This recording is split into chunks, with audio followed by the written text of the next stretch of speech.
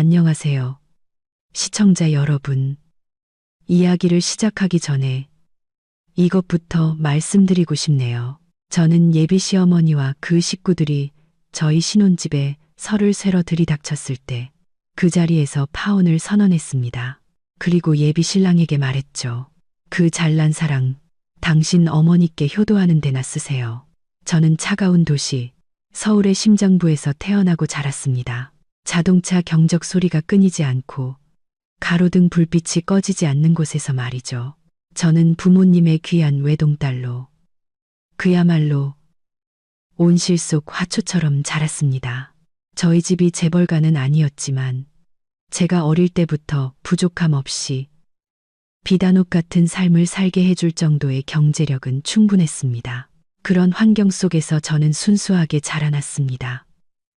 세상을 핑크빛 렌즈로 바라보며 제가 사는 동네의 점자는 이웃들처럼 모든 사람이 다 착하고 친절할 것이라고 믿었죠. 24살, 저는 우수한 성적으로 대학을 졸업하고 곧바로 다국적 기업의 안정적인 일자리를 얻었습니다. 그리고 바로 그곳에서 저는 민준 씨를 만났습니다. 민준 씨는 어머니가 주선한 맞선 자리에서 만났던 번지르르하고 세련된 서울 남자들과는 전혀 다른 사람이었습니다. 그는 햇볕에 그을린 건강한 구릿빛 피부를 가졌고 그의 투박하고 힘줄 돋은 손은 그가 얼마나 많은 고된 일을 해왔는지를 증명해 주었습니다. 민준 씨의 고향은 멀고 먼 강원도의 산골 마을이었습니다. 집안 형편은 매우 어려웠고 부모님은 평생 흙만 만지고 살아온 농부라고 했습니다. 그는 이 서울에 있는 대학에 합격하고 도시에 남아 일자리를 구한 온 집안의 유일한 자랑거리였습니다. 저는 그의 그런 강인함과 성실함에 끌렸습니다. 세상 물정 모르던 어린 제 눈에는 민준 씨의 가난이 오히려 역경을 이겨낸 빛나는 훈장처럼 보였습니다.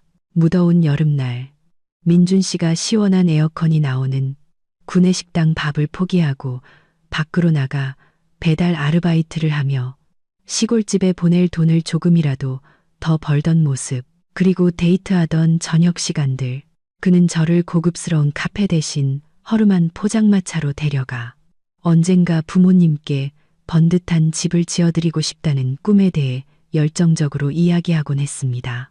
저는 그를 사랑했습니다. 젊음의 맹목적이고 강렬한 사랑이었죠. 저는 환경과 생활 방식의 모든 차이를 무시했습니다. 단칸방이라도 두 사람의 황금 같은 마음만 있다면 이라는 책 속의 문구를 굳게 믿었습니다. 두 사람이 진심으로 사랑하기만 하면 어떤 어려움도 극복할 수 있을 거라고요. 그 당시 민준 씨는 저에게 한없이 다정했습니다. 그는 비싼 과일을 사줄 돈은 없었지만 제가 배가 아프다고 하면 비 오는 밤중에 오토바이를 타고 수십 킬로미터를 달려가 따끈한 죽 한 그릇을 사다 줄 사람이었습니다. 그런 세심한 관심에 저는 완전히 마음을 빼앗겼습니다. 1년간의 연애 기간 동안 저는 그의 고향에 한 번도 가보지 않았고 그의 가족과도 깊이 교류한 적이 없었습니다. 그저 민준 씨의 효심 가득한 이야기를 통해 그들을 상상할 뿐이었죠. 그는 어머니가 홀로 고생하며 아들을 키워냈고 성품이 온화하고 순박하며 평생 남편과 자식을 위해 희생만 하셨다고 말했습니다. 아버지는 엄격하시지만 자식 사랑이 지극하시다고 했고요. 저는 연인의 말을 통해 물질적으로는 가난하지만 정이 넘치는 미래의 시댁 식구들을 머릿속에 그렸습니다. 제가 한 번도 경험해보지 못한 평화롭고 소박한 안식처를요. 한 번은 민준 씨에게 미래에 대한 계획을 물어본 적이 있습니다. 그는 제 손을 꼭 잡고 흔들림 없는 눈빛으로 저를 바라보며 말했습니다. 남들보다 5배, 10배 더 열심히 일해서 저에게 부족함 없는 삶을 안겨주겠다고요. 자신이 가진 것이 없어 저를 힘들게 할까봐 두렵다고도 했습니다. 그 말은 제 귀에 꿀처럼 달콤하게 들렸고 저는 그를 더욱 신뢰하고 사랑하게 되었습니다. 저는 몰랐습니다.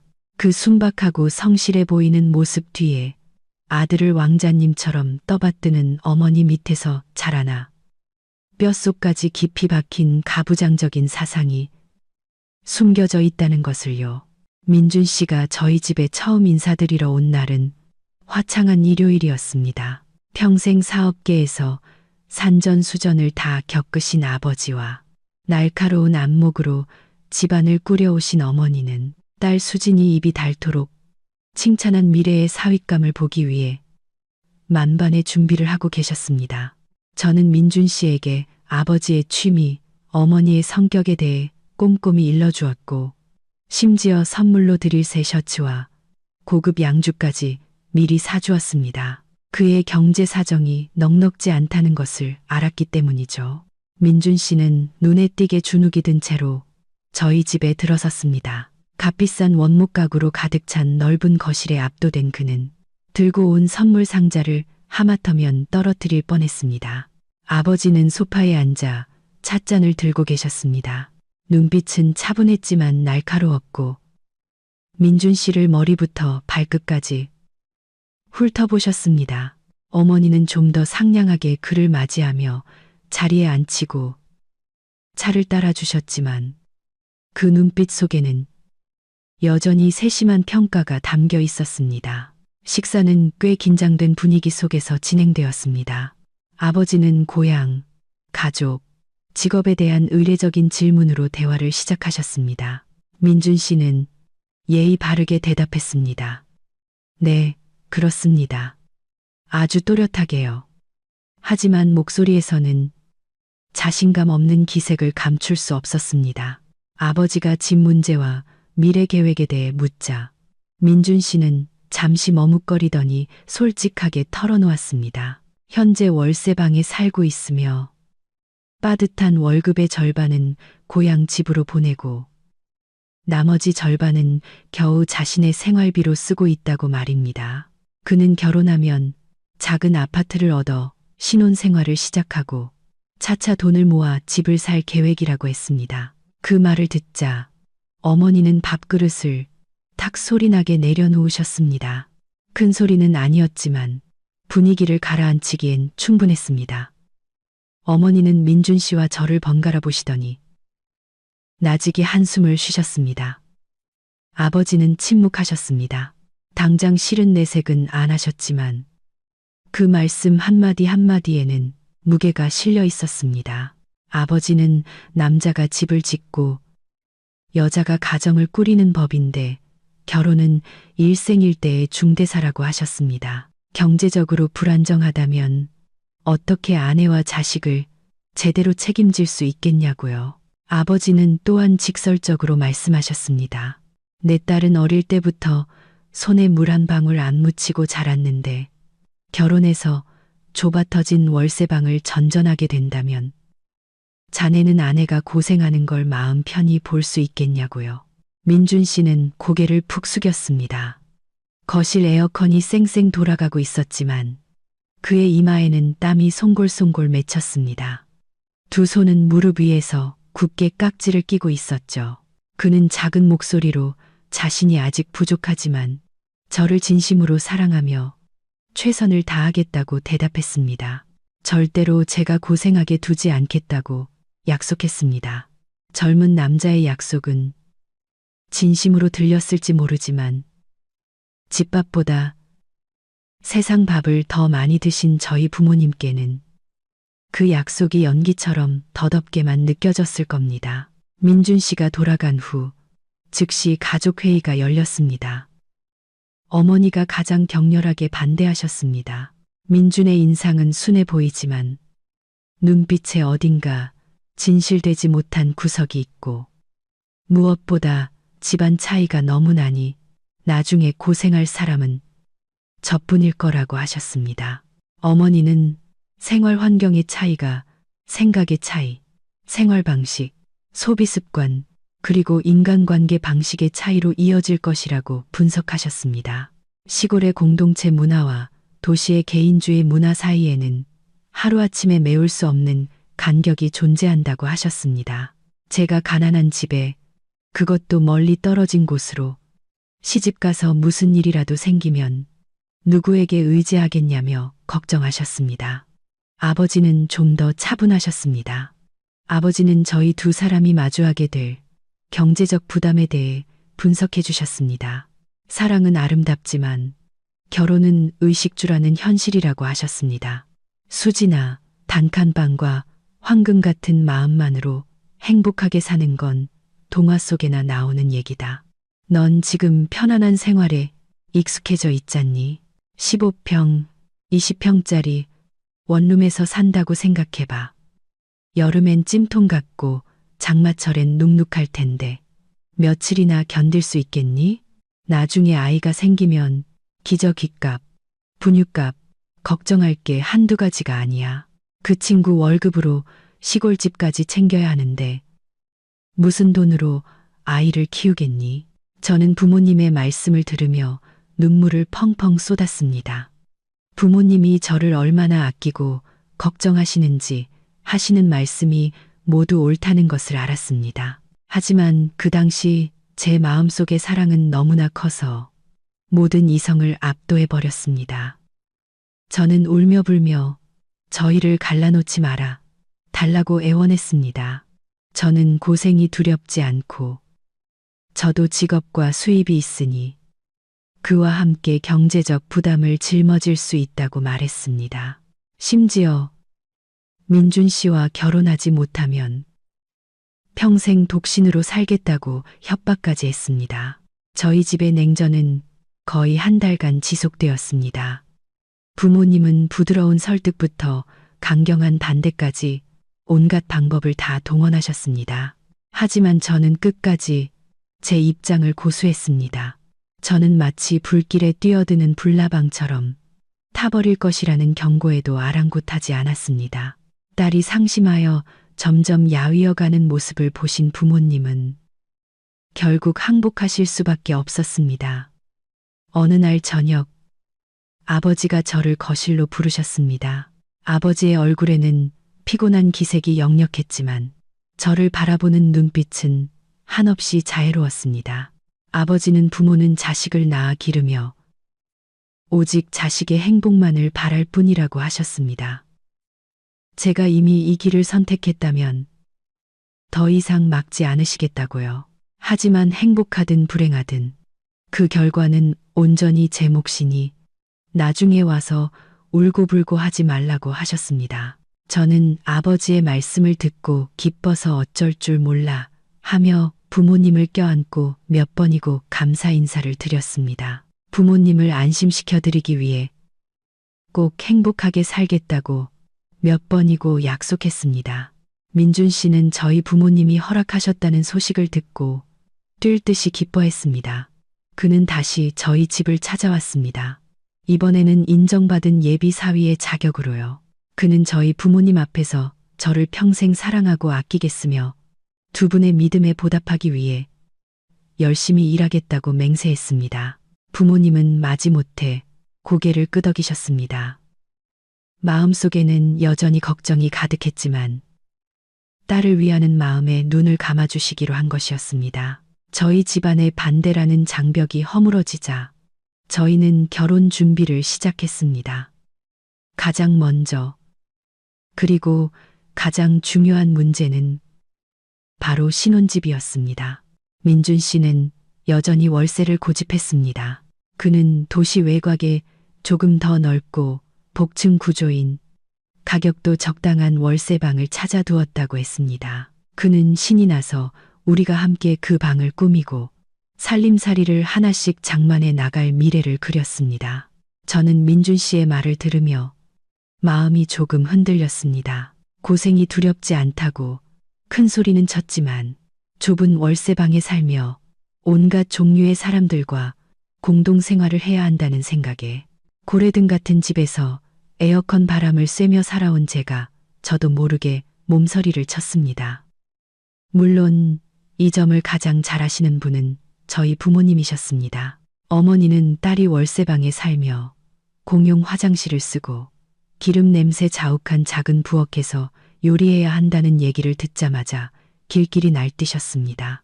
그날 부모님은 저를 따로 방으로 부르셨습니다.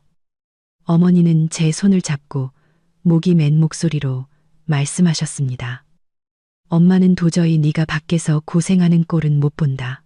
우리 집의 식구라고는 너 하나뿐인데 땅이 없니 집이 없니 왜 남들 웃음거리가 되게 월세방에서 살아야 하니. 아버지도 고개를 끄덕이며 동의하셨습니다.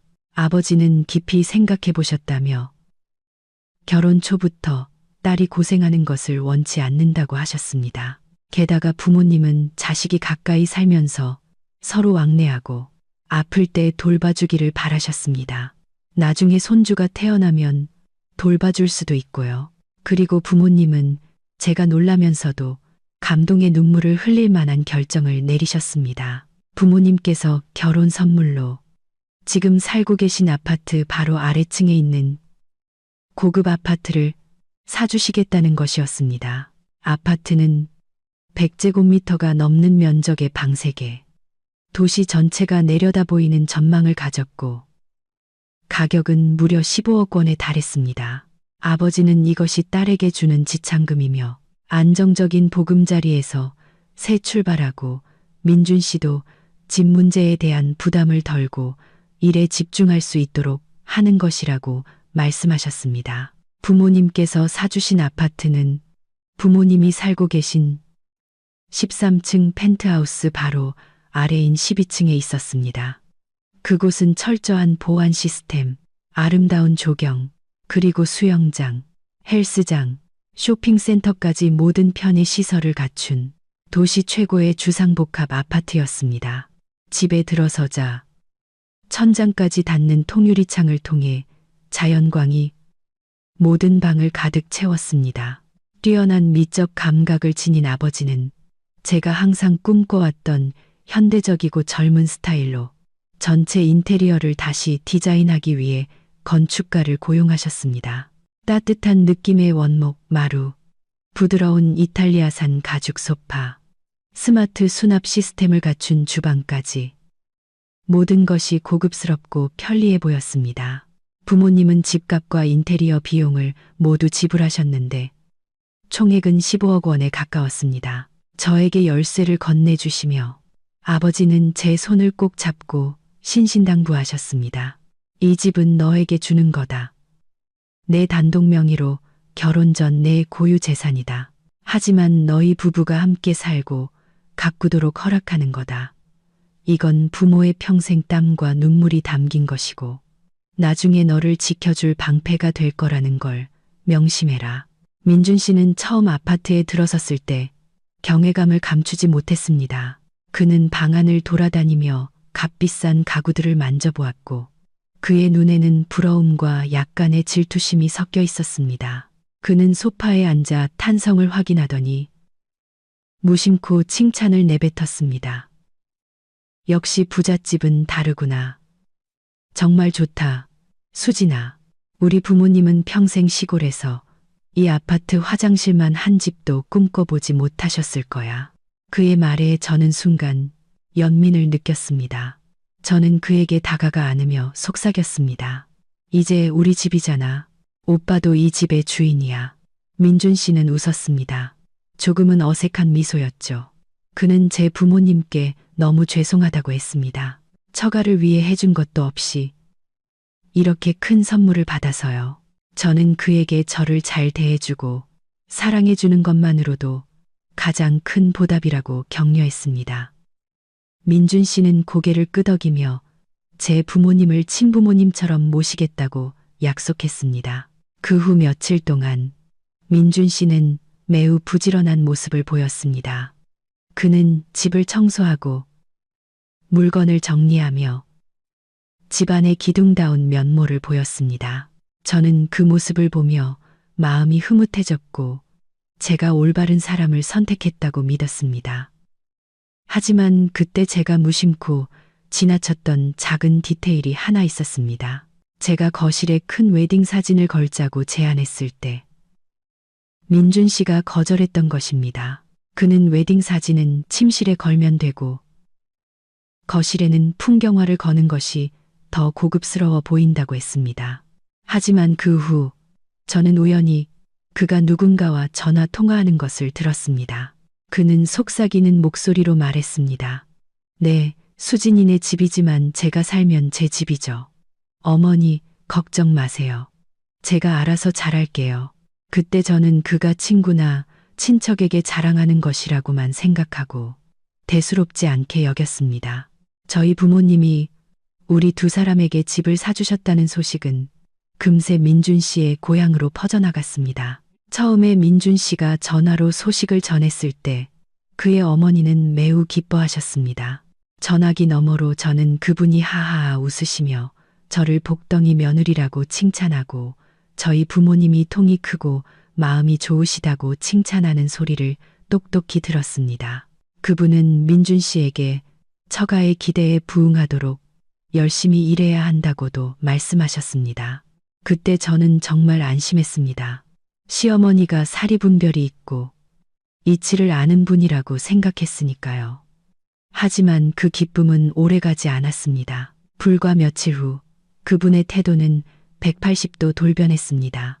그날은 주말이었고 민준 씨는 구체적인 결혼식 논의를 위해 고향에 내려갔습니다. 그가 서울로 돌아왔을 때 그의 얼굴은 이전의 환한 모습과는 달리 잔뜩 굳어 있었습니다. 제가 계속해서 묻자 그는 마지못해 사정을 털어놓았습니다.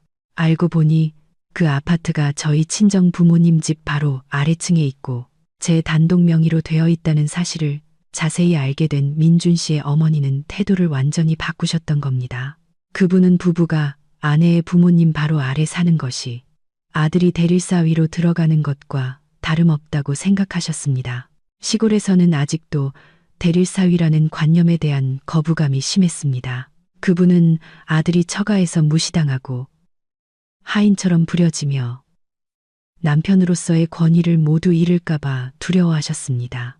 그분은 아들을 잃을까봐 아들이 이제부터 아내와 처가의 말만 듣고 자신의 뿌리 시골에 있는 늙은 어머니를 잊을까봐 두려워하셨습니다. 민준 씨의 말에 따르면 그의 어머니는 상을 치며 소리를 지르셨다고 합니다.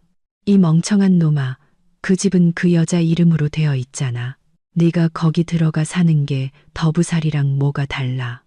나중에 부부싸움이라도 해서 사이가 틀어지면 그 여자가 널 언제 길바닥으로 내쫓을지 어떻게 알아? 내가 널 20년 넘게 먹이고 입히고 공부시켜서 번듯한 사람 만들었지. 남의 집 대릴 사위로 들어가라고 키운 줄 알아. 그분은 심지어 사돈댁이 부자니까 이렇게 큰 집을 사줄 수 있었을 것이고 분명 가난한 시골 사람들을 무시할 것이라고 단정 지으셨습니다. 절정은 그날 밤의 영상 통화였습니다. 그분은 집이 어떻게 생겼는지 보고 싶다고 하셨습니다. 저는 휴대폰을 들고 아파트 한 바퀴를 돌며 보여드렸습니다.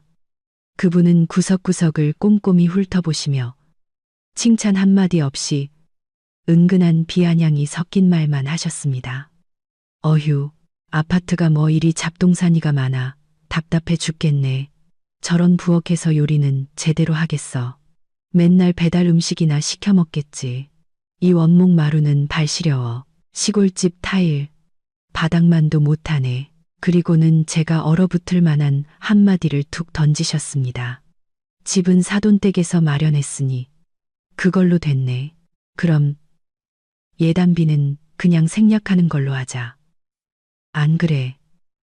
그렇게 돈이 썩어나는 집에서 우리 집 푼돈 몇 푼을 받으려고 하겠어. 괜히 적게 주면 비웃음만 살 텐데. 저는 그 말을 듣고 귀가 멍멍해졌습니다. 예단비는 단순히 물질적 가치만을 의미하는 것이 아닙니다. 그것은 신랑 측이 신부 측에 보이는 최소한의 체면이자 존중이며 오랜 전통입니다. 그분이 그쪽은 신경도 안 쓸 것이라는 이유로 예단비를 생략하겠다고 선언한 것은 지독하게 계산적이고 인색하며 저희 가족을 극도로 무시하는 처사였습니다. 다음 날 아침, 저희의 새 아파트 안공기는 납처럼 무거웠습니다. 민준 씨는 일찍 일어나 안절부절 못하며 서성였습니다. 저는 그가 어젯밤 일 즉 어머니의 싸늘한 선언에 대해 생각하고 있다는 것을 알았습니다. 저는 식탁에 앉아 이미 식어버린 커피를 무의미하게 적고 있었습니다. 마음속에는 답 없는 질문들만 가득했습니다. 과연 민준 씨는 저와 제 가족의 명예를 지켜줄 용기가 있을까? 아니면 이전처럼 또 침묵하고 타협할까? 마침내 민준 씨가 제 맞은편에 앉았습니다. 그는 제 손을 잡았고 그의 목소리는 죄책감으로 가득 차납게 가라앉았습니다. 그는 자기 어머니가 성격이 직설적이셔서 생각나는 대로 말하다 보니 때로 서툴러서 오해를 살 수 있다고 했습니다. 제가 화가 났을 때 늙은이가 한 말이니 너무 마음에 담아두지 말아 달라고 부탁했습니다. 하지만 저는 누구보다 잘 알고 있었습니다. 그것은 실수가 아니었습니다. 그것은 치밀한 계산이었고 처음부터 신랑 측의 입지를 확고히 하기 위해 신부 측의 자존심을 정면으로 공격하는 심리전이었습니다. 그런데 그날 점심 제가 어머니께 전화를 걸려던 참에 민준 씨가 시골에서 걸려온 전화를 받았습니다. 그가 스피커폰으로 통화했기 때문에 저는 전화기 속에서 쩌렁쩌렁 울리는 그의 어머니 목소리를 똑똑히 들을 수 있었습니다. 그분은 아들에게 저와 이야기는 했는지 제게 사상교육은 시켰는지 물었습니다. 여전히 저희 집이 부자라서 결혼 예물 같은 푼돈은 필요 없을 거라는 이야기였습니다. 그분은 심지어 여자는 너무 오냐오냐 해주면 안 된다. 그러면 버릇이 나빠져서 내 머리 꼭대기에 올라앉으려고 할 거다. 아들아, 라고 강조하셨습니다. 저는 그 말을 듣고 피가 머리끝까지 솟구치는 것 같았습니다. 알고 보니 이유는 가난해서가 아니었습니다. 그분은 돈을 아끼고 싶었고 더 중요하게는 며느리가 시집 오기도 전에 길들이고 싶었던 것입니다. 그분은 저희 가족을 무시했고 저희 부모님의 희생을 멸시했으며 저를 마치 아들의 길을 세워주기 위해 짓밟아야 할 대상으로 여겼습니다. 그날 오후 저는 친정으로 저녁을 먹으러 갔습니다. 어머니가 정성껏 차려주신 풍성한 밥상을 보고 아버지의 따뜻한 눈빛을 보니 저는 감정을 억누를 수 없었습니다. 저는 억울하게 당한 아이처럼 서럽게 울음을 터뜨렸습니다. 부모님은 깜짝 놀라 무슨 일이냐고 물으셨습니다. 저는 울면서 모든 일을 털어놓았습니다. 예비 시어머니의 선언까지 전부 말입니다. 아버지는 제 이야기를 다 들으시고는 쾅하고 상을 내리치셨습니다. 식탁 위에 국그릇이 흔들리며 국물이 넘쳤습니다. 아버지는 녹이 서린 목소리로 외치셨습니다. 우리 집에 돈이 없는 건 아니지만 그렇다고 가품과 예의가 없을 순 없다. 그 부인이 그렇게 말하는 건 사람을 너무 무시하는 처사야. 결국 저를 안타깝게 여기신 부모님은 또 한 번 양보하셨습니다. 아버지는 그냥 우리가 복을 짓는 셈치고 상식이 부족한 사람과 다투지 말자고 하셨습니다. 부모님은 많은 예물을 요구하지 않을 것이며 전통적인 절차에 따라 기본적인 예단만 갖추면 된다고 하셨습니다. 저는 아버지의 말씀을 들으며 가슴이 미어졌습니다. 저희 부모님이 관대하고 너그러우실수록 저는 더욱 부끄럽고 죄송한 마음이 들었습니다. 이틀간의 냉전 후 민준 씨가 우리가 예전에 자주 가던 카페에서 만나자고 했습니다. 그는 일찍 와서 조용한 구석 자리를 잡았고 테이블 위에는 제가 좋아하는 오렌지 주스가 놓여 있었습니다. 눈에 띄게 야위고 눈가는 칵에 들어가 검게 변했으며 수염도 깎지 않은 그의 모습을 보니 제 마음속에 다시 연민이 싹 텄습니다. 그가 우유부단한 것은 화가 났지만 그 역시 양가 사이에서 엄청난 압박을 받고 있다는 것을 알았습니다. 민준 씨는 제 손을 잡았습니다. 그의 손은 얼음장처럼 차갑고 떨리고 있었습니다. 그는 예단비 문제에 대해 많이 생각했다고 말했습니다. 그는 어머니가 잘못했고 그런 상처 주는 말을 한 것이 너무 지나쳤다는 것을 안다고 했습니다. 그는 어머니의 성격을 바꿀 수도 없고 자식된 도리로서 어머니의 말씀을 거역할 수도 없다고 했습니다. 하지만 저와 제 가족이 서운함을 느끼게 하고 싶지는 않다고 했습니다. 말을 마친 민준 씨는 휴대폰을 꺼내 무언가를 조작했습니다. 곧바로 제 휴대폰이 진동하며 메시지 도착을 알렸습니다. 열어보니 은행 알림이었습니다. 제 계좌로 방금 5천만 원이 입금되었다는 내용이었습니다. 민준 씨는 슬픈 미소를 지으며 이것이 자신이 몇 년간 일하며 모은 전 재산에 친구와 동료들에게 급히 빌린 돈을 합친 것이라고 설명했습니다. 그는 이 돈을 받아달라며 가족을 대신해 부모님께 드리는 예단비로 생각해달라고 했습니다. 저는 계좌 잔액을 보고 그리고 제 연인의 고뇌에 찬 얼굴을 보았습니다. 눈물이 걷잡을 수 없이 흘러나왔습니다. 저는 5천만 원이 저희 가족에게 아주 큰 돈은 아니지만 민준 씨에게는 그것이 그의 땀과 눈물이며 전 재산이라는 것을 알았습니다. 그의 이런 행동은 그가 저를 진정으로 소중히 여기고 우리 두 사람의 행복을 위해 노력하고 싶어 한다는 것을 증명해 주었습니다. 그날 밤 저는 부모님께 돌아가 이 일을 말씀드렸습니다. 저는 민준 씨의 어머니가 다시 생각해 보시고 사과의 말씀과 함께 민준 씨를 통해 이 예단비를 보내셨다고 거짓말을 했습니다. 저희 부모님은 그 말을 듣고 안도의 한숨을 내쉬셨습니다. 어머니는 그럼 잘 됐네. 그 부인이 그렇게 사리를 분별할 줄 아니 우리도 마음이 한결 놓인다 라고 말씀하셨습니다. 예단 문제가 일단 원만하게 해결된 후 저희는 가장 중요한 단계인 결혼식 준비에 착수했습니다. 저희 부모님은 넓은 인맥과 사회적 지위를 고려하여 도시에서 가장 호화로운 웨딩홀 중 한 곳에서 격식 있고 아늑한 결혼식을 올리기를 원하셨습니다. 민준 씨는 결혼식 장소와 예상되는 하객 1인당 식대 비용을 듣고는 얼굴이 새하얘졌습니다. 그는 제 손을 끌고 구석으로 가 속삭였습니다. 수진아, 꼭 이렇게 비싼 데서 해야 해? 내 생각엔 그냥 평범한 식당도 괜찮을 것 같은데. 음식이 푸짐하면 됐지. 화려한 조명 같은데 돈 쓸 필요 없잖아. 저는 그에게 부모님의 손님들이 대부분 사업 파트너, 오랜 친구, 동료들이기 때문에 소홀히 대접할 수 없다고 차분히 설명했습니다. 게다가 저희 부모님께서 신부 측 하객 비용은 부담하실 것이니 그는 신랑 측 하객만 신경 쓰면 된다고 했습니다. 저희가 서울에서 바쁘게 준비하는 동안 시골에 계신 민준 씨, 어머니도 가만히 계시지 않았습니다. 그분은 온 동네를 돌아다니며 만나는 사람마다 귀한 아들의 결혼식을 자랑하고 다니셨습니다. 민준 씨를 보러 올라온 몇몇 친척들의 말을 통해 저는 그분이 얼마나 허풍을 떨었는지 알게 되었습니다. 그분은 아들이 서울 여자와 결혼하는데 처가가 어마어마한 부자라고 말했습니다. 사돈어른은 높은 자리에 계신 분이라고요.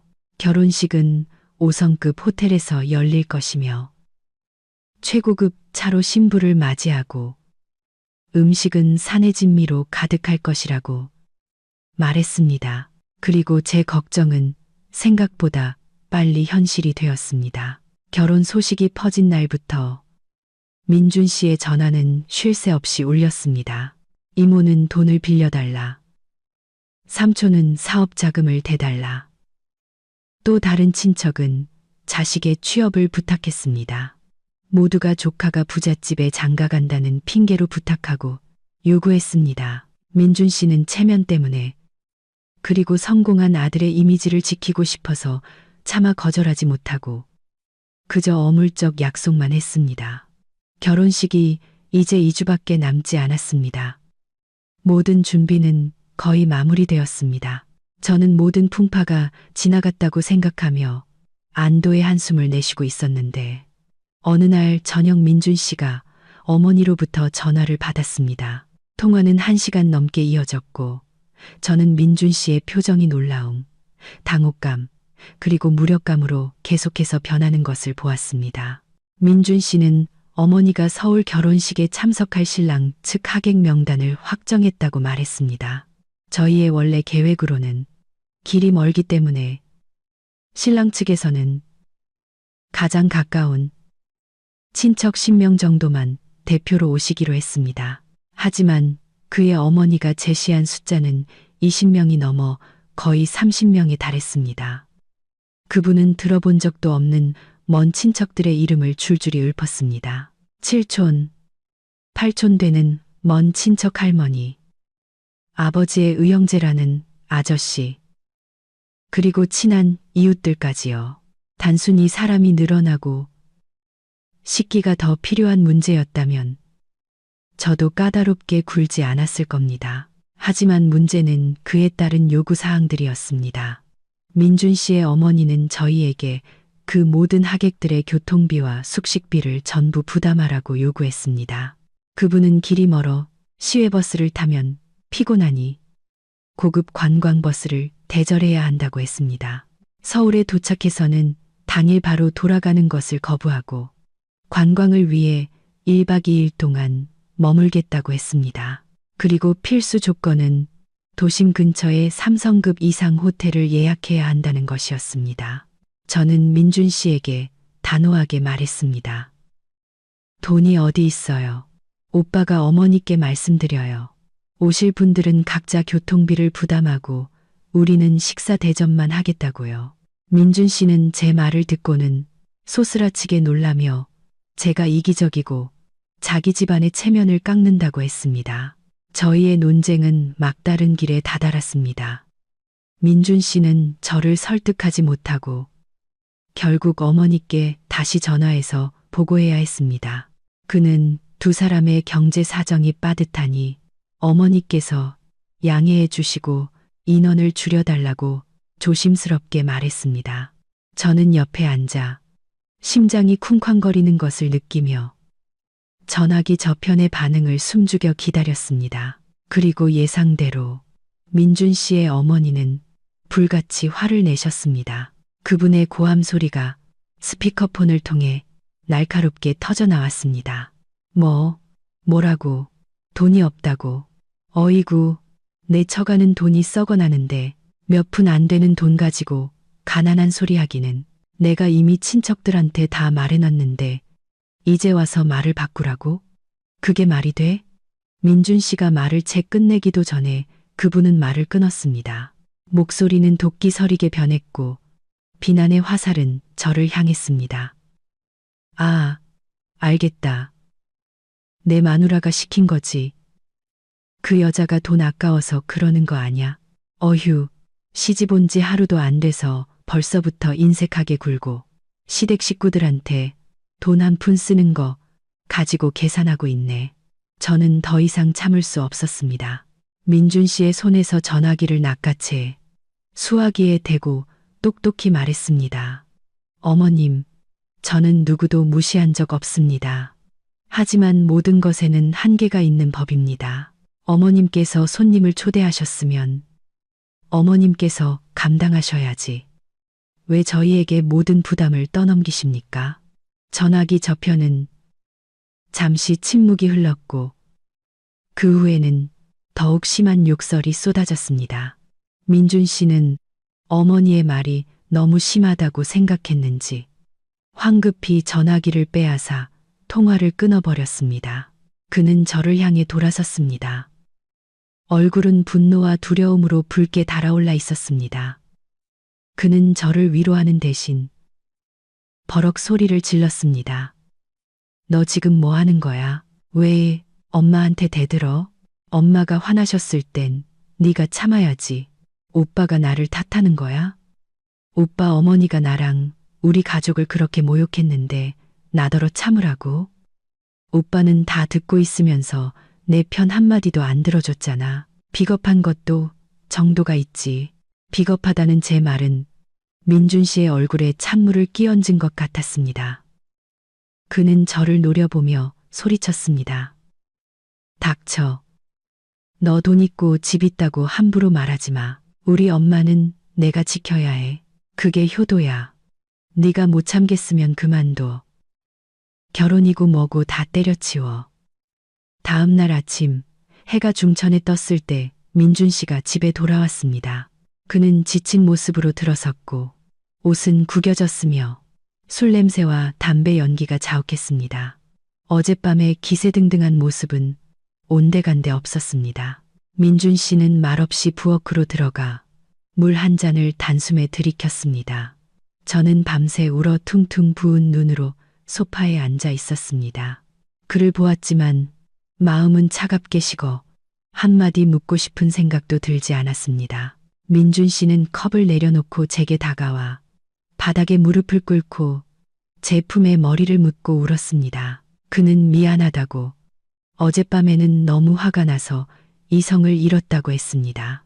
그는 동료 형들과 술을 마시다가 아내와 처가에 쩔쩔맨다는 놀림을 듣고 화가 치밀었다고 했습니다. 그는 여전히 저를 사랑하고 저와 결혼하고 싶다고 맹세했습니다.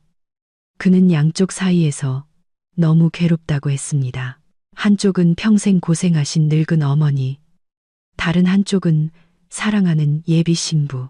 그는 어떻게 해야 양쪽 모두를 만족시킬 수 있을지 모르겠다고 했습니다. 저는 제 발치에서 울며 애원하는 남자를 내려다 보았습니다. 안쓰러우면서도 화가 났습니다. 그가 낡은 관념과 가족의 압박 사이에서 우유부단하고 무기력한 것이 안쓰러웠습니다.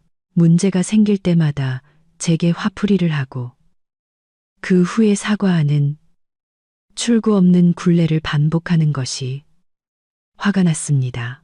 하지만 여자의 마음은 약한 법인지 그의 진심 어린 후회를 보니 저는 또 마음이 흔들렸습니다.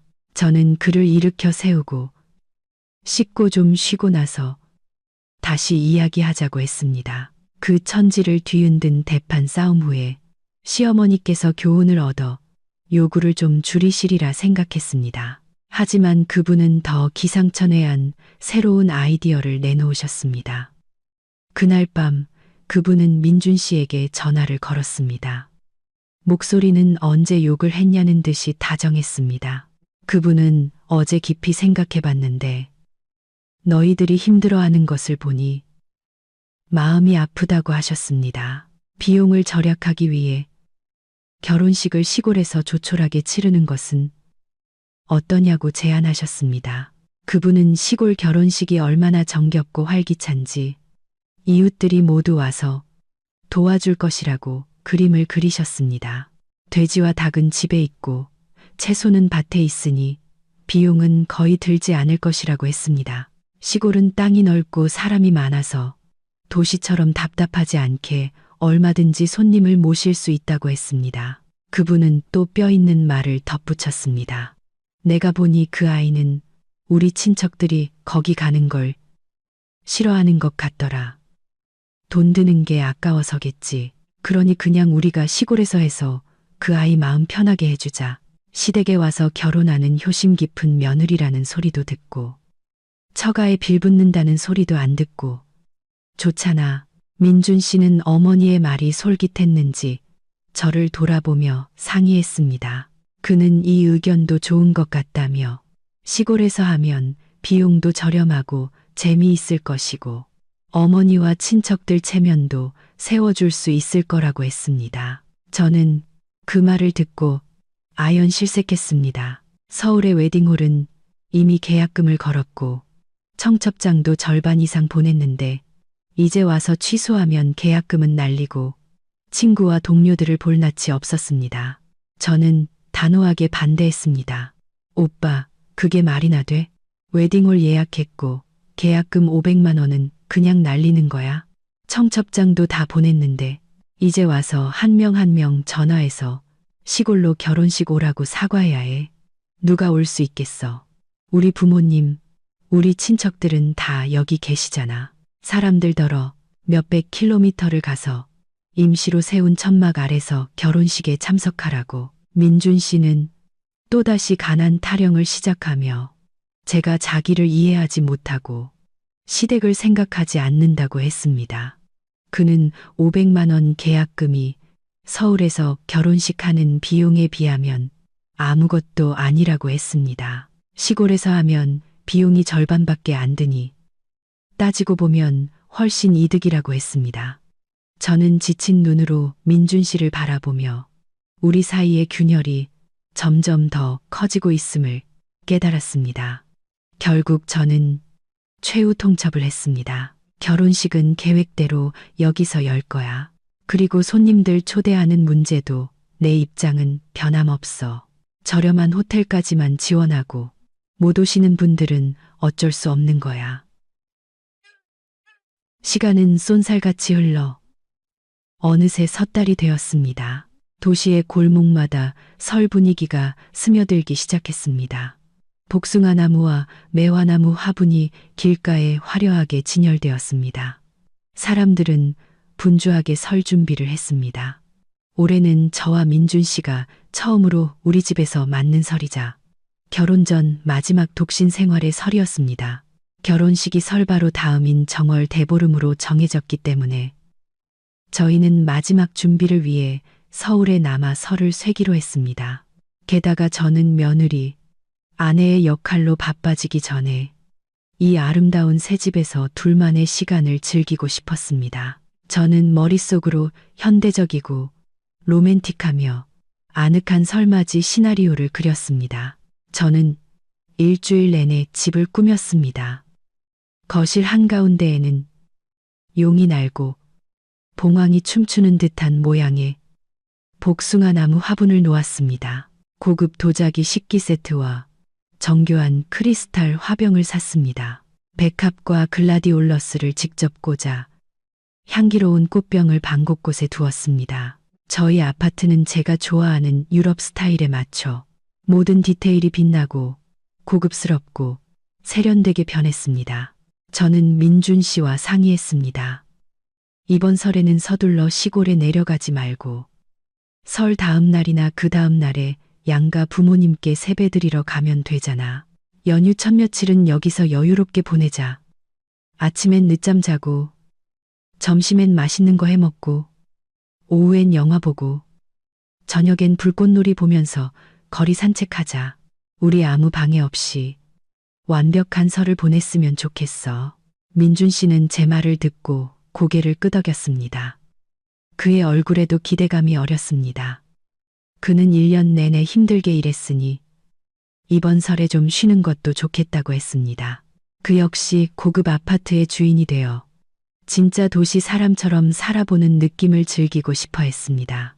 그는 저와 함께 마트에 가서 장을 봤습니다. 냉장고는 미국산 소고기, 연어, 와인, 수입과자 등 맛있는 음식으로 가득 찼습니다. 즐겁게 물건을 고르는 그의 모습을 보니 제 마음이 따뜻해졌습니다. 이전의 갈등들이 묵은 해와 함께 씻겨나가기를 바랐습니다. 결혼 준비를 위해 저는 풍수에 맞게 집안 몇 군데를 다시 칠하고 축제 분위기를 더하기 위해 붉은색 커튼으로 새로 바꿨습니다. 신혼방은 값비싼 실크 침구 세트와 화려한 화장대로 가장 신경 써서 꾸몄습니다. 저는 인생의 가장 중요한 날을 맞이하기 위해 모든 것이 완벽하기를 바랐습니다. 위층에 계신 저희 부모님도 이번 설 계획을 적극적으로 지지해 주셨습니다. 어머니는 저희더러 마음 편히 즐기라고 하셨습니다. 설은 어디서 보내는지가 중요한 게 아니라 즐겁게 보내는 게 중요하다고 하셨습니다. 설날 아침에 세배하러 오면 엄마 아빠가 복돈 줄게. 아버지는 허어 웃으시며 민준 씨에게 말씀하셨습니다. 김서방, 내 딸 잘 챙겨주게. 이번 설에는 두 사람 자유롭게 지내도록 허락할 테니 예의범절 같은 걸로 잔소리 안 할 걸세. 저는 꿈 같은 설, 완벽한 결혼 생활의 시작을 맞이할 것이라고 생각했습니다. 저는 행복에 잠겨 시골집에서 시어머니께서 계략을 꾸미고 계신다는 사실을 잊고 있었습니다. 그분이 귀한 아들이 집을 떠나 그것도 자신 없이 호화롭게 설을 쇠는 것을 순순히 내버려 둘 리가 없었습니다. 최근 몇 주간의 그분의 침묵은 동의가 아니라 곧 닥쳐올 거대한 폭풍, 제가 상상조차 할 수 없었던 기습 공격을 위한 준비였습니다. 민준 씨는 요즘 들어 어딘가 비밀스러워 보였습니다. 그는 가끔 베란다로 나가 전화를 받았고 목소리는 작게 속삭였습니다.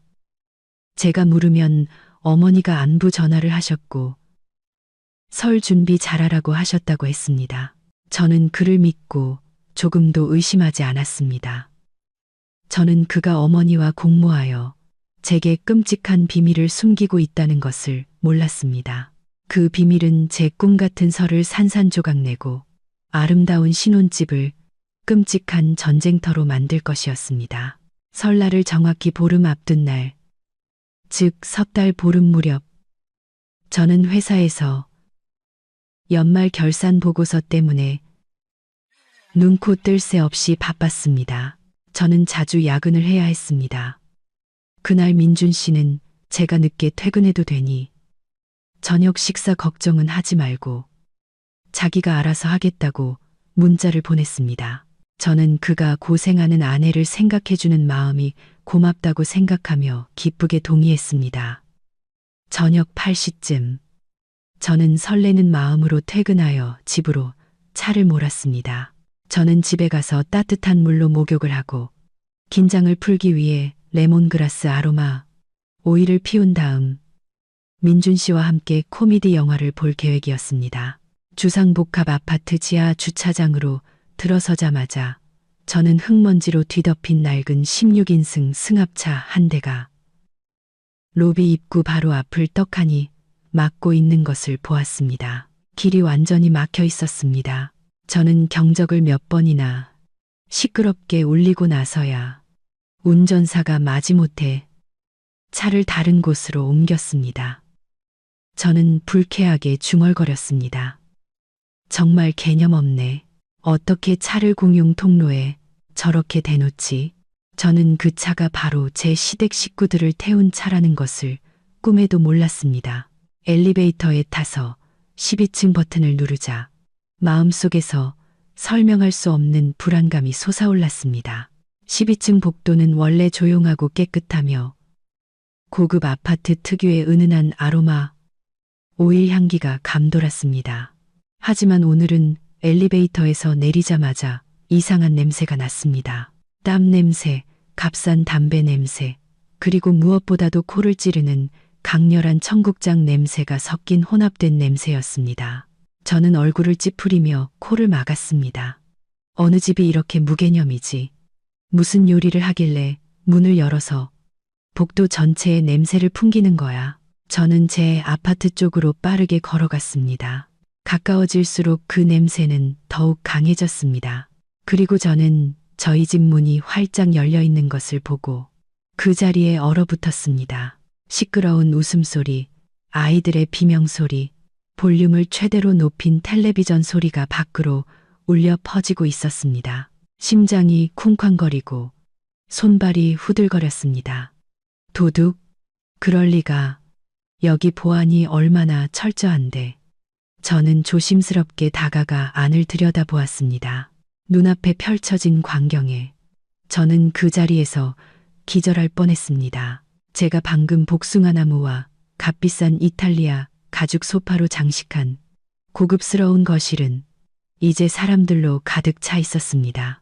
민준 씨의 부모님은 소파에 떡하니 앉아 유리 테이블에 다리를 올리고 귤을 까먹으며 껍질을 바닥에 아무렇게나 뱉고 텔레비전을 보며 큰 소리로 웃고 있었습니다. 주위에는 늙은이, 젊은이 할 것 없이 대여섯 명의 사람들이 서성거리며 가구들을 만져보고 있었습니다. 개구쟁이 아이들 몇몇은 소파 위에서 방방 뛰며 놀고 있었고 과자를 쥔 손으로 부드러운 가죽에 끈적한 자국을 남기고 있었습니다. 민준 씨는 집 한가운데 서서 양손에 짐을 들고 사람들과 즐겁게 웃고 이야기하고 있었습니다. 마치 이것이 세상에서 가장 평범한 일인 것처럼요. 그는 손가락으로 가리키며 소개하고 있었습니다. 이게 최신형 65인치 TV예요, 여러분. 그리고 이건 양문형 냉장고인데 얼음도 자동으로 나와요. 저는 문 앞에 못 박힌 듯 서 있었습니다. 목이 메어 아무 말도 할 수 없었습니다. 손에 들고 있던 핸드백이 쿵 소리를 내며 바닥에 떨어졌습니다. 그 소리에 방 안의 모든 사람들이 놀라 저를 돌아보았습니다. 민준 씨는 제가 돌아온 것을 보고 얼굴에 잠시 당황한 기색이 스쳤지만 금세 태연한 척하며 달려와 제 손을 잡아 끌었습니다. 수진아 왔어. 이리 와서 부모님이랑 친척분들께 인사드려. 부모님이 새집 구경도 하시고 우리랑 같이 설세러 오셨어. 저는 민준 씨의 손을 뿌리치고 그를 노려보았습니다. 목소리는 분노로 떨렸습니다. 설명해봐. 이게 어떻게 된 일이야? 왜 부모님이랑 다른 분들이 오셨는데 나한테 한마디도 안 했어? 왜 내 허락도 없이 마음대로 사람들을 집 안으로 들인 거야? 민준 씨의 어머니는 제 무례한 태도를 보고 벌떡 일어나 허리에 손을 얹고 쏘아붙이는 목소리로 말했습니다. 어이구, 며느리가 집에 와서 시부모님께 인사 한마디 없이 남편한테 소리부터 지르네. 부모가 자식 보러 오는 게 당연한 일이지 무슨 허락까지 받아야 해? 내 아들 집인데 내가 들어오겠다는데 누구한테 보고해야 하니? 저는 제 앞에 서 있는 여자를 보았습니다. 바지를 무릎까지 걷어 올리고 입가에는 아직 귤 조각이 묻어 있었고 태도는 도전적이고 뻔뻔했습니다. 저는 민준 씨 아버지를 보았습니다. 그는 여전히 조용히 앉아 담배를 피우고 있었습니다. 담배 연기가 제가 새로 산 커튼에 자욱하게 스며들고 있었습니다.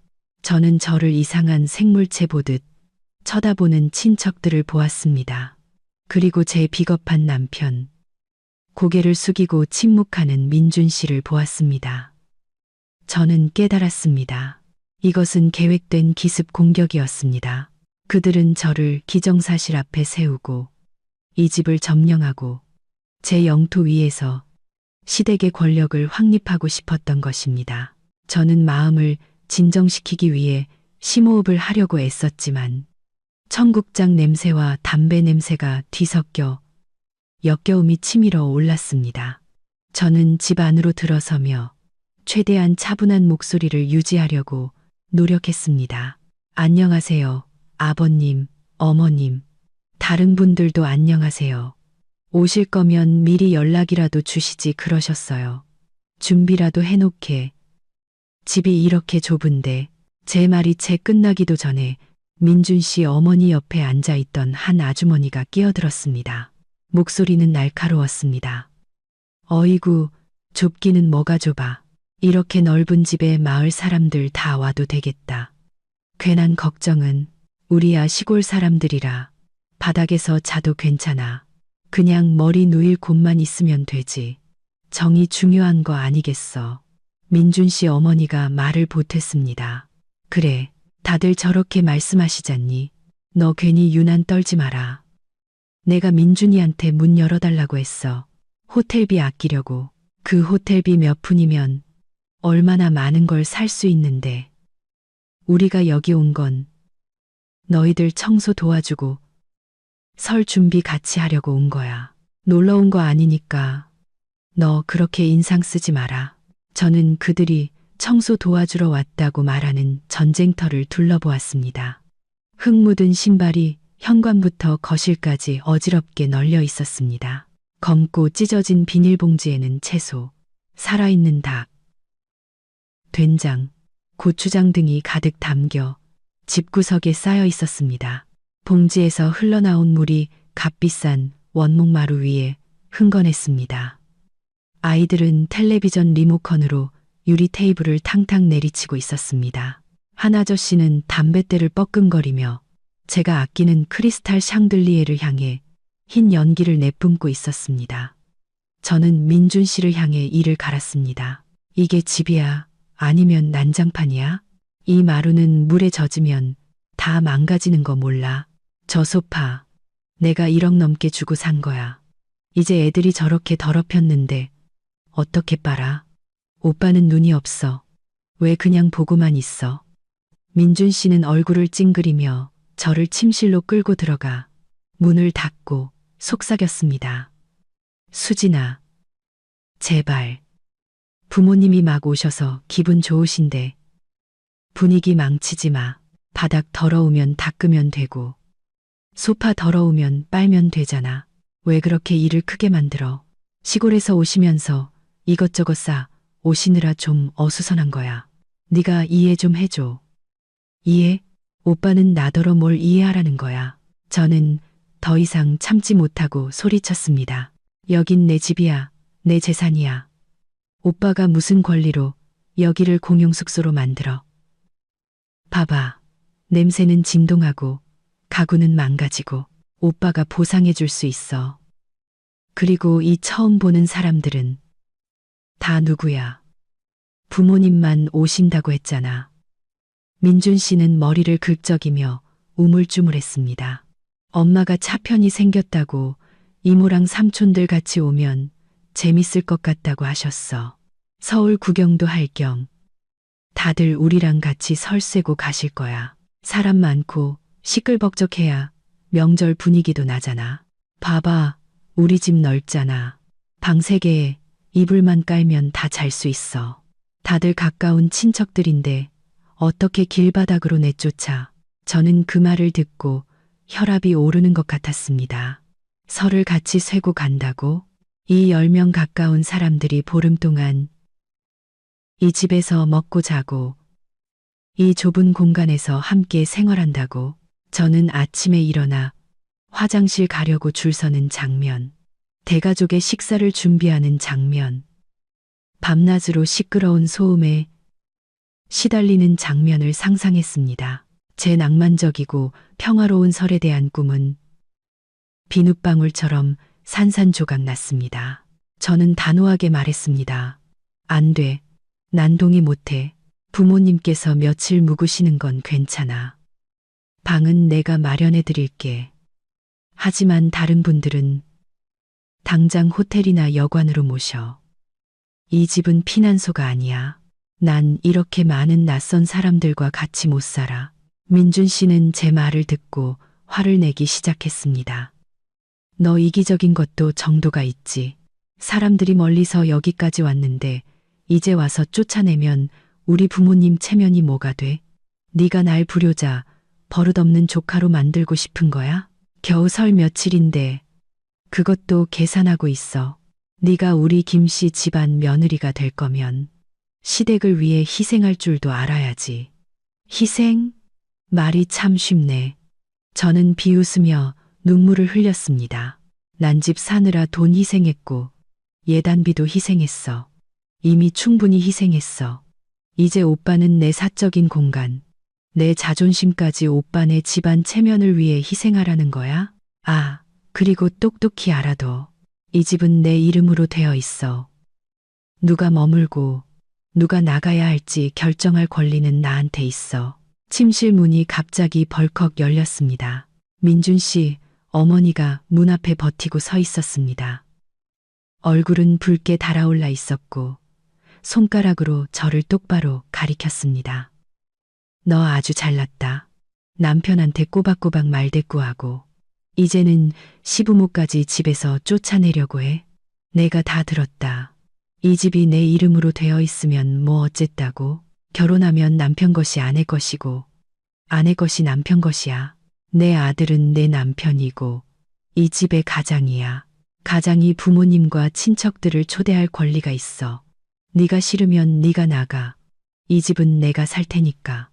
저는 눈물을 닦고 침실 밖으로 나갔습니다. 시댁 식구들이 저지른 파괴의 현장을 제 눈으로 직접 확인하기 위해서였습니다. 보면 볼수록 제 속이 타들어가는 것 같았습니다. 제가 해외에서 200만 원 넘게 주고 주문한 아이보리색 양모 카펫은 이제 엉망진창이었습니다. 검은 흙먼지 자국이 카펫 위에 어지럽게 찍혀 있었고 심지어 갈색의 음료수 자국까지 번져 있었습니다. 한 아이는 그 위에 주저앉아 끈적끈적한 떡을 손에 들고 아무데나 문지르고 있었습니다. 끝났구나. 이 카펫은 세탁할 수도 없이 그냥 버려야 할 판이었습니다. 저는 부엌으로 갔습니다. 광택이 나는 아크릴 수납장과 고급스러운 흰색 대리석 상판이 있는 현대적인 부엌은 이제 어시장과 다를 바 없었습니다. 민준 씨 어머니와 몇몇 아주머니들은 제 수억 원짜리 아일랜드 식탁을 식재료 손질 장소로 만들어 버렸습니다. 그들은 바닥에 비닐을 깔고 주저앉아 닥터를 뽑고 있었고 핏물이 새하얀 수납장 문의 사방으로 튀었습니다. 닭털과 닭똥으로 가득 찬 검은 물통이 통로 한가운데 놓여 있었습니다.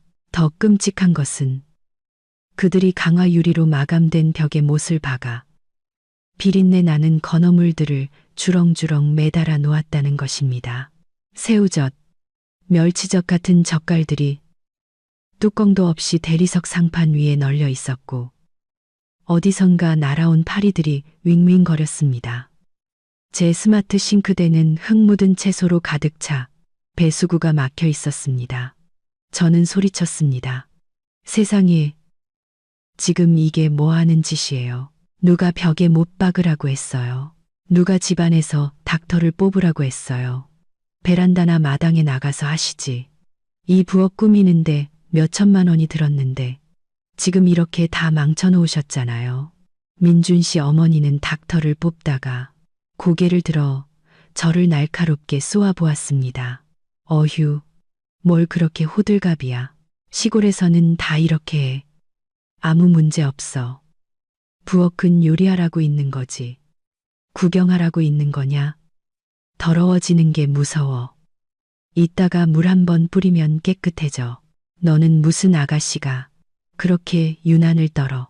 건어물은 통풍 잘 되게 걸어놓은 거야. 냉장고에 넣으면 다른 음식에 냄새 배. 네가 안 먹으면 우리가 먹을 거니까 잔소리 마.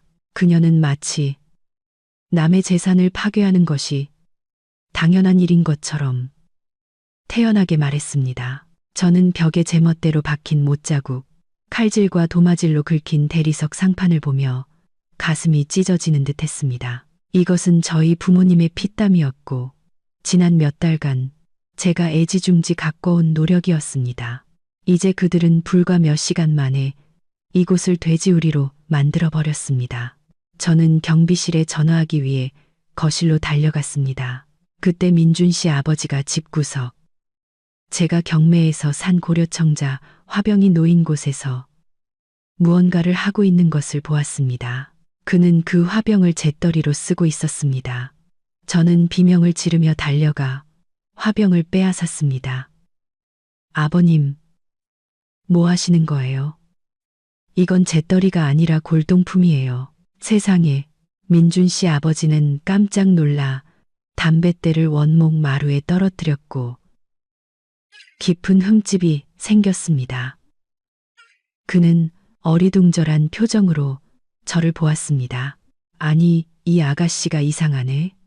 화병이 그냥 있길래 내가 잠시 잿더리로 썼을 뿐인데 뭘 그렇게 난리야. 시아버지보다 그 화병이 더 소중하냐? 저는 청자 화병을 품에 안고 눈물이 그렁그렁했습니다. 저는 제가 다른 세계, 무지하고 무례하며 소름 끼치도록 무신경한 세계에 들어와 있다는 것을 깨달았습니다. 그들은 물질적으로만 가난한 것이 아니라 인식과 최소한의 예의마저도 빈곤했습니다. 그리고 더 무서운 것은 그들은 자신들이 잘못했다는 것을 전혀 인지하지 못한다는 것이었습니다. 그들은 자신들이 시댁이고 윗사람이기 때문에 그럴 권리가 있다고 생각했습니다. 민준 씨가 그제야 허둥지둥 달려왔습니다. 제가 화병을 안고 울고 아버지는 험악한 표정을 짓고 어머니는 부엌에서 계속 욕을 하고 있는 것을 보았습니다.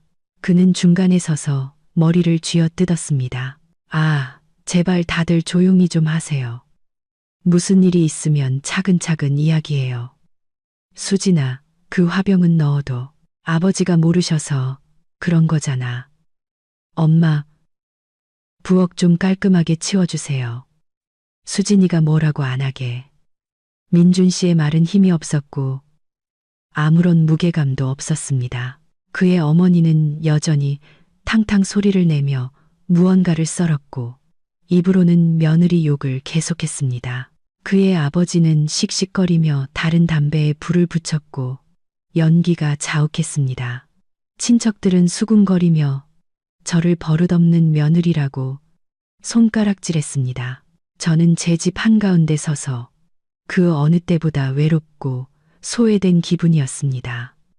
꿈에 그리던 집은 이제 지옥이 되었습니다. 악취, 소음, 무질서, 그리고 시댁 식구들의 오만한 태도가 저를 옥죄었고 남아있던 모든 희망과 사랑을 질식시켰습니다. 저는 더 이상 단 한순간도 견딜 수 없다는 것을 알았습니다. 제 인내심은 바닥을 드러냈습니다. 거대한 폭풍이 곧 휩쓸고 지나갈 것이었고 이번에는 제가 그토록 바라던 허황된 결혼식까지 포함하여 모든 것을 날려버릴 것이었습니다. 이 혼란스러운 상황을 단 1초도 더 견딜 수 없었던 저는 민준 씨의 손목을 꽉 잡았습니다. 젖먹던 힘까지 다해 그를 침실로 질질 끌고 들어갔습니다. 저는 밖에 난장판과 우리의 사적인 공간을 분리하기 위해 문을 걸어 잠갔습니다. 시끄러운 소리는 여전히 들려왔지만 적어도 그 뻔뻔한 얼굴들을 보지 않아도 되었습니다. 저는 문에 등을 기댄 채 헐떡였습니다. 떨리는 몸을 억제하기 위해 두 손을 꽉 쥐었습니다. 민준 씨는 제 맞은편에 서 있었습니다. 그의 얼굴은 마치 현행범으로 체포된 도둑처럼 쩔쩔매는 기색이 역력했습니다. 그는 고개를 푹 숙이고 제 눈을 똑바로 쳐다보지 못했습니다. 그의 비겁한 모습은 제 안의 분노에 더욱 불을 지폈습니다. 말해봐요. 이 상황을 어떻게 해결할 생각이에요? 저는 소리치지 않기 위해 애쓰며 억눌린 목소리로 말했습니다. 선택지는 두 가지예요. 하나, 당장 당신 친척들과 부모님까지 호텔로 모셔요. 호텔비는 내가 낼게요. 당신 체면을 위해 내가 적선하는 셈 치죠. 둘, 내가 경비실에 전화해서 전부 쫓아내게 할 거예요.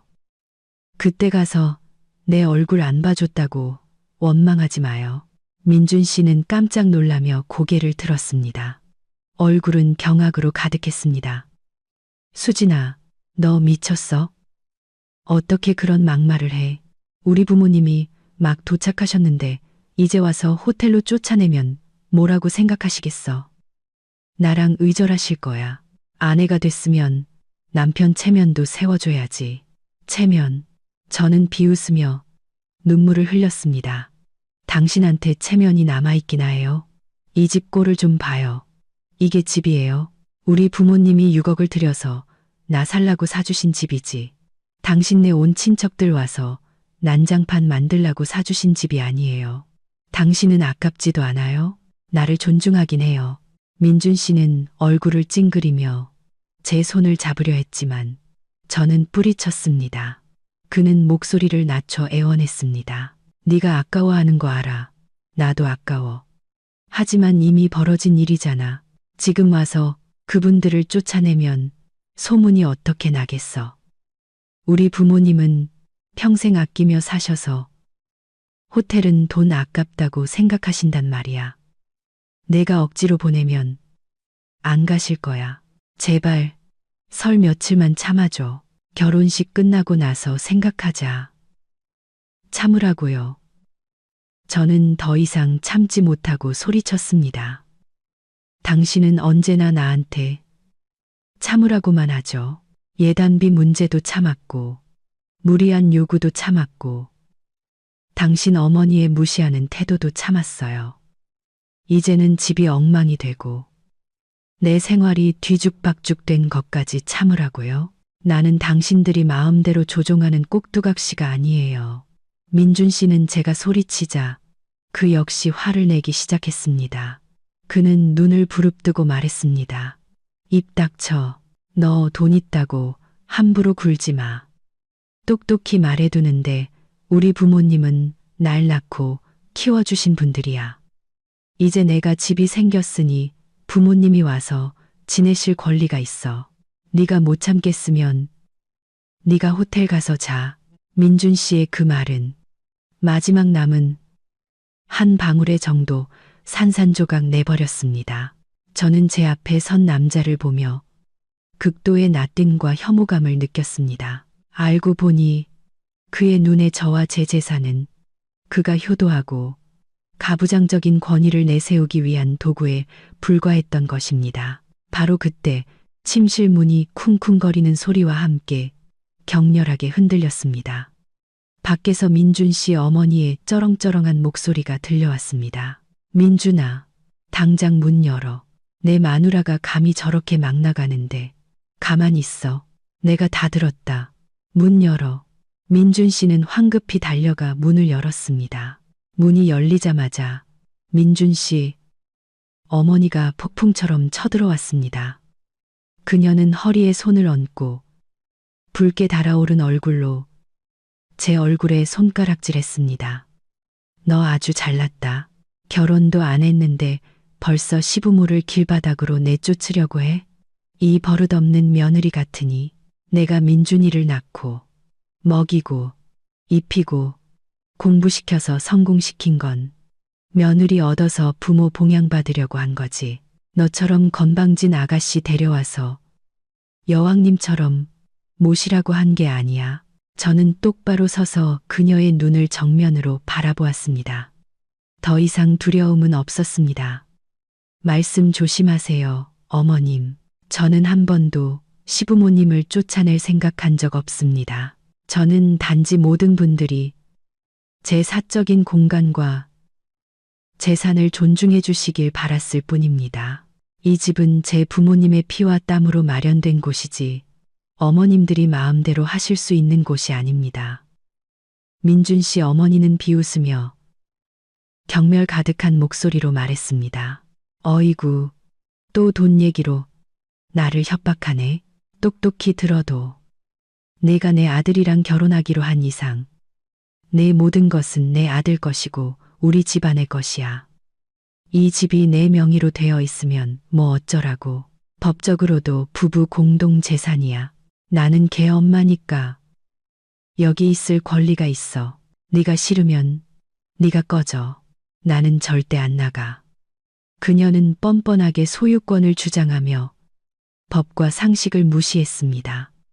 그녀의 강도 같은 사상은 저를 소름 돋게 했습니다.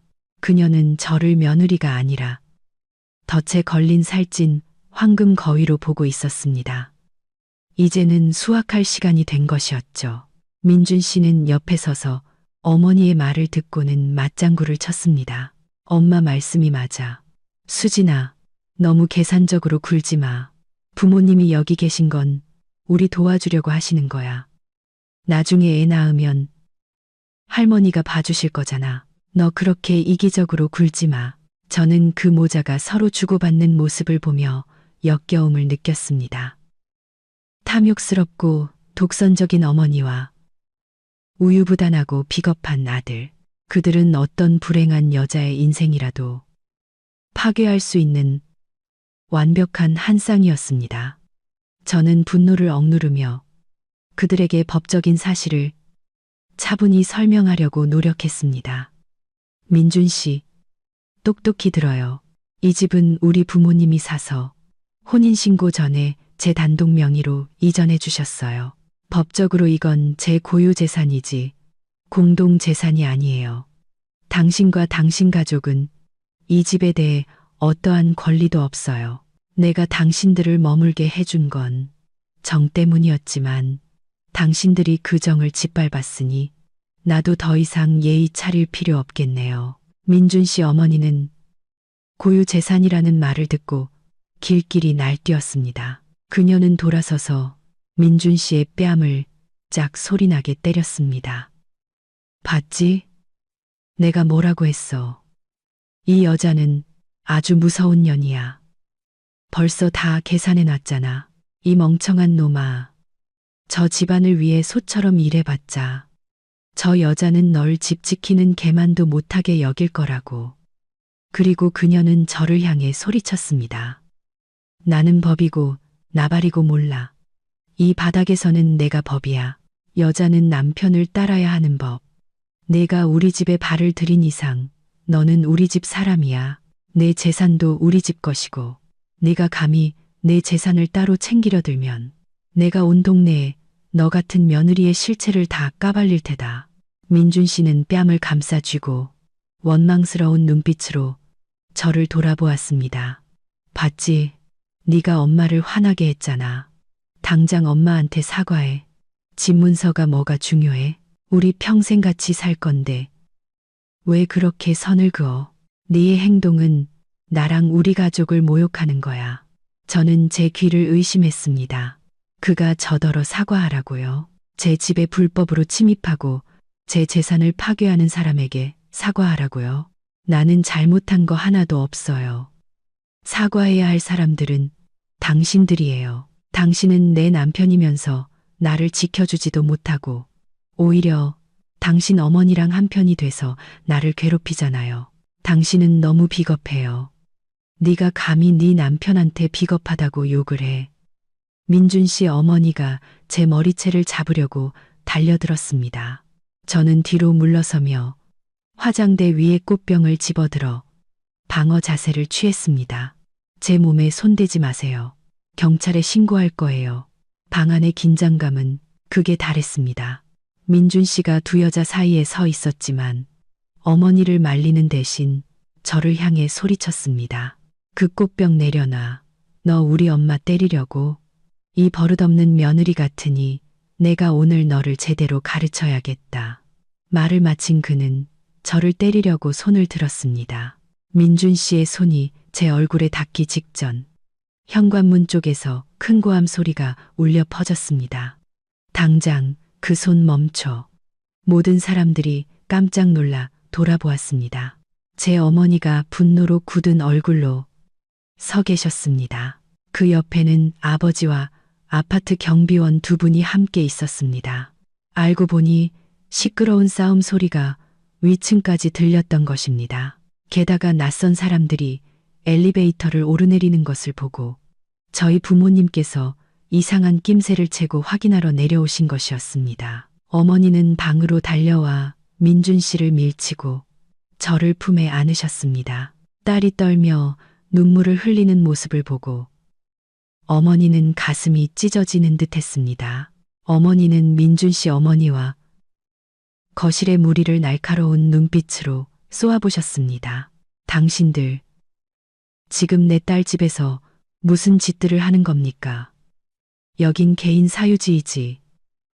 당신들 마음대로 할 수 있는 시장 바닥이 아니에요. 당신이 뭔데 내 딸을 때리려고 해요? 어머니는 민준 씨 어머니의 얼굴을 똑바로 가리키며 단호한 목소리로 말했습니다. 민준 씨 어머니는 사돈이 내려온 것을 보고도 기세가 꺾이지 않았습니다. 그녀는 허리에 손을 얹고 쏘아붙였습니다. 나는 제 시어머니 될 사람이요. 쟤를 가르칠 권리가 있지. 당신이 자식 교육을 잘못 시켰으니 내가 대신 가르쳐 주겠소. 따님이 아주 버릇없이 남편한테 대들고 시부모까지 쫓아내려 했소. 우리 시골에서는 이런 며느리는 벌써 친정으로 돌려보냈을 거요. 어머니는 비웃었습니다. 경멸이 담긴 웃음이었죠. 누가 자식 교육을 잘못 시켰다고요? 저는 제 딸을 24년간 금지옥엽처럼 키우면서 한 번도 심한 말 한 적 없습니다. 제가 그댁 아들이 착한 줄 알고 딸을 주려고 했는데 제가 사람을 잘못 봤군요. 어머니부터 아들까지 하나같이 무식하고 탐욕스러운 사람들이었어. 당신 우리더러 탐욕스럽다고 욕했소? 민준 씨 어머니가 얼굴이 시뻘개져서 소리쳤습니다. 당신네 집 부자라고 가난한 사람 무시하는 거요? 부자라도 인성이 글러먹었으면 오래 못 가. 그때 아버지가 입을 여셨습니다. 목소리는 낮았지만 힘이 있었습니다. 우리는 가난한 사람을 무시하지 않습니다. 우리는 인격이 비뚤어진 사람들을 경멸할 뿐입니다. 당신들이 이 집을 어떻게 만들었는지 돌아보시오. 이것은 우리가 딸에게 준 재산이고 당신들에게는 침해할 권리가 없소. 당장 이 집에서 나가주시오. 민준 씨 어머니는 아버지가 단호하고 뒤에 경비원까지 있는 것을 보고 겁을 먹기 시작했지만 여전히 버텼습니다. 나는 안 나가. 여긴 내 아들 집이야. 나도 있을 권리가 있어. 나를 쫓아내고 싶으면 당신 딸더러 이혼하라고 해. 민준 씨는 상황이 심각해지자 황급히 달려가 아버지의 손을 잡고 애원했습니다. 아버님, 진정하세요. 저희 어머니가 시골에서 막 올라오셔서 잘 모르셔서 그래요. 이번 한 번만 용서해 주세요. 제가 어머니께 사과드리라고 할게요. 하지만 아버지가 대답하시기도 전에 민준 씨 어머니가 그의 손을 뿌리쳤습니다. 뭐하러 사과를 해. 너는 남자 자식이 그것도 못 참아. 저쪽에서 내 부모를 쫓아내려는데도 가만히 있어. 내 마누라 입 다물게 해. 안 그러면 너랑 의절할 줄 알아. 민준 씨는 어머니에게 막다른 길로 몰렸습니다. 남자의 체면과 가부장적인 성격이 고개를 들었습니다. 그는 저를 향해 돌아보며 눈을 부릅뜨고 소리쳤습니다. 수진아, 너 당장 입 닥쳐. 우리 엄마한테 사과해, 빨리. 내가 손찌검하게 만들지 마. 그 순간 시간은 멈춘 듯 했습니다. 저는 제 앞에 선 남자를 보았습니다. 분노와 무력감으로 일그러진 얼굴. 저는 그의 진짜 본성을 똑똑히 보았습니다. 우유부단하고 폭력적이며 영원히 엄마 치마폭에 쌓여 사는 철부지 어른아이. 제 안의 사랑은 완전히 사라지고 혐오감과 연민만이 남았습니다. 저는 눈물을 닦고 심호흡을 한 뒤 또박또박 한마디씩 선언했습니다. 나는 누구에게도 사과하지 않을 거예요. 그리고 결혼식도 없을 거예요. 민준 씨, 우리 헤어져요. 나 이 결혼 안 해요. 파혼이에요. 방 안은 죽은 듯이 조용해졌습니다. 민준 씨는 충격으로 얼어붙었고 얼굴은 핏기가 하나도 없었습니다. 민준 씨 어머니는 입을 떡 벌리고 놀랐습니다. 그녀는 제가 겁만 주는 줄 알았지. 정말로 그렇게 할 줄은 몰랐던 것입니다. 네가 뭐라고? 파혼이라고. 민준 씨가 더듬거렸습니다. 네, 파혼이에요. 이런 지옥 같은 집안에 발을 들이느니 평생 혼자 사는 게 낫겠어요. 다행히 아직 혼인신고도 안 했고 법적으로 얽힌 것도 없네요. 당신과 당신 가족은 당장 내 집에서 짐 싸서 나가세요. 말을 마친 저는 경비원 두 분을 향해 말했습니다. 이분들을 집 밖으로 내보내주세요. 만약 나가지 않으시면 주거침입과 재물손괴죄로 경찰에 신고해 주세요. 건장한 경비원 두 분이 다가와 단호한 목소리로 말했습니다. 모두 짐 챙겨서 즉시 나가주십시오. 강제적인 조치를 취하게 하지 마십시오. 민준 씨, 어머니는 그제야 겁을 먹었습니다. 그녀는 바닥에 주저앉아 통곡하기 시작했습니다. 아이고, 세상 사람들, 저 집이 돈 많다고. 내 아들을 빼앗아 가네. 저 집이 사기쳤네. 하지만 그녀의 서툰 연극에 아무도 관심을 갖지 않았습니다. 친척들은 상황이 심상치 않고 경찰까지 연루될까봐 두려워 황급히 짐을 챙겨 문 밖으로 사라졌습니다. 민준 씨는 집 한가운데 멍하니 서서 애원과 후회가 담긴 눈빛으로 저를 보았습니다. 수진아, 다시 생각해줘. 내가 잘못했어. 미안해. 우리 아직 사랑하잖아. 사랑이라는 말 더 이상 꺼내지 마요. 너무 값싸게 들리니까. 저는 차갑게 대답했습니다. 그 잘난 사랑, 당신 어머니께 효도하는 데나 쓰세요. 내 눈앞에서 사라져요. 결국 민준 씨의 가족은 어지러운 짐과 함께 문 밖으로 쫓겨났습니다. 문이 쾅 닫히고 집안에는 다시 평온이 찾아왔습니다. 저는 어머니의 어깨에 기대어 서럽게 울었습니다.